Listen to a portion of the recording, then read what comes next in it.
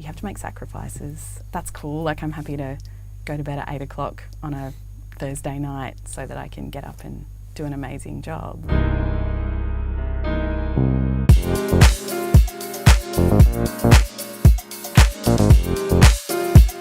Did a practical unit through uni where I sort of got into RTRFM that way. I think I would have been way too shy to ever just rock up here and go, hey, like, I'm me and I want to do radio. Yeah. I had to sort of weasel my way in a little bit just to make myself feel a little bit less terrified. And then I just volunteered here for quite a while and gradually worked up the courage to go on air and said yes to little opportunities and filled in for people and did interviews that other people didn't want to do, and gradually sort of worked my way to a point where I felt like I was at a stage where I couldn't learn anymore here, so I went over east and studied radio at Afters in Sydney, the Australian Film, TV and Radio School, and that was really great. It exposed me to this whole other world of radio, commercial radio and all of that sort of stuff.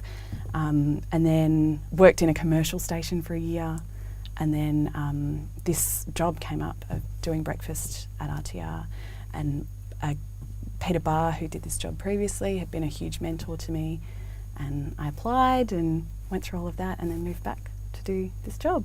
So it was basically a really slow process of me just working for free a lot, figuring out who I was and what I liked, and eventually just like saying yes, like I'd always done. Yeah.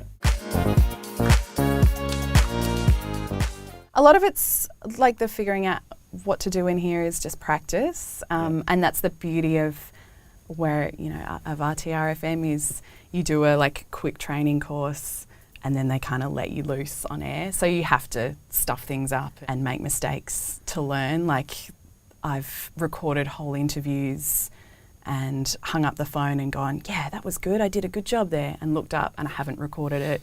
And I've like left the mic on and just sworn heaps and like just terrible mistakes. I've walked in here and I didn't do this, but another presenter did a whole show and didn't realise they were actually off air.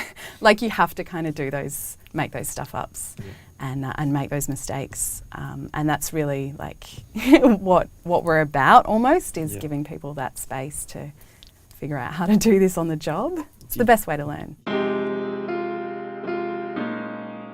It is kind of it can be tense. Like, often sometimes in the mornings, like I'll have that feeling like, oh, like today's the day I'm gonna totally stuff something up. I'm gonna like call someone the wrong name, or I'm gonna press the wrong button, or I'm gonna swear on air, or I'm gonna do all this.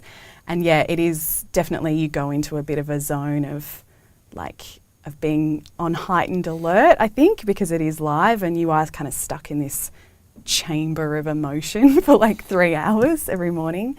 But yeah, it kind of makes you elevate your game and lift your game, and you learn really fast when you're in those conditions. It's great. Yeah, having a mentor is huge. I don't think I've ever gotten a job or an opportunity that wasn't connected to knowing someone who could hook me up with that opportunity. I think, I can't think of any situation where I've like blindly applied for a job, sent in my resume, not knowing the person, and like got that job or something. I think you really do need to know the right people, find your people, you know, like you want to find people that get you and who can kind of see something in you, I think, a little bit, and help you draw that out, especially when you're starting out. And Pete was definitely that for me, and there's definitely been a few others sort of over the course of the last few years that you meet and you click with, and you really need to make the most of that connection because it's so rare. Yeah, so getting up at 4 o'clock in the morning has changed my life quite a lot. So I don't really go out during the week. So often like I'll be interviewing bands and they'll be like, yeah, come to my gig, or like, you know, go to this show. And I'm like, I'm sorry, but I really can't. Like, it'll just ruin everything. So I have to be really disciplined, which has been a good lesson. I think, you know, lots of people who get to do the job of their dreams, like it's a huge opportunity and you want to make the most of it, and you have to make sacrifices, and like that's cool. Like I'm happy to go to bed at 8 o'clock on a Thursday night so that I can get up and do an amazing job. Like it's pretty lucky. But yeah, it's definitely like, it's making me crazy. I started getting grey hair as soon as I started doing this job, which is so bad. Yeah, it's weird. Yeah, like I can't spend all my time doing this, really. Like I'm on air for 3 hours. It's always in the back of my mind, an idea, or like I was driving home from down south the other day and I had a great idea of something that I wanted to do on the show. Like it's like I'm obsessed with it. Like I'm always thinking about it. But it does take up a lot of my time, and it really pays off to be organised. You learn very quickly like that you have to get organised and like have a methodical way of archiving things and dealing with emails that are like flooding in. I struggle with that stuff, but yeah, organisation is so key. Especially like in the mornings, I'm often the only person here, so I have to like make sure I have everything ready at the start of my show and ready to go. Like organisation is so important. I think it's really important to keep yourself nice on social media as well, especially if you're doing this kind of work where like I'll definitely, even as passionate as I feel about a subject, I won't engage in, I see a lot of passionate arguments going on, and you see a lot of kind of pretty full-on argument stuff happening, and I try to make sure I never engage with that kind of stuff. And I think that's really important for your reputation, because if you, in this industry, you have to like get along with everybody, and your reputation is really important. It's a small industry, people gossip, people talk about things, and if you're an asshole or you treat someone badly, then that's going to come back and bite you, I think. So I think it's really important to, kind of treat social media carefully, I guess, and always think before you post.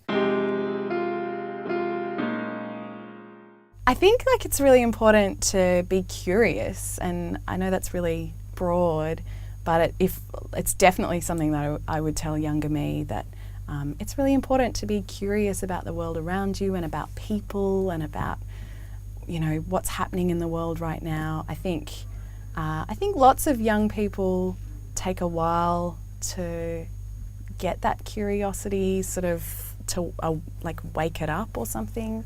I think it's really important to sort of listen to points of view that differ from your own, to listen to music that maybe you hadn't thought about listening to watch movies that you're not sure about, to challenge yourself a little bit. I think especially with social media, we kind of get stuck in an echo chamber of our own sort of opinions and likes and dislikes being fed back at us. But I think it's important to open your eyes and look up and ask questions, like even really obvious questions about the world around you, and like be interested in people. I get so many people like ask me like how can you interview a band whose music you don't like?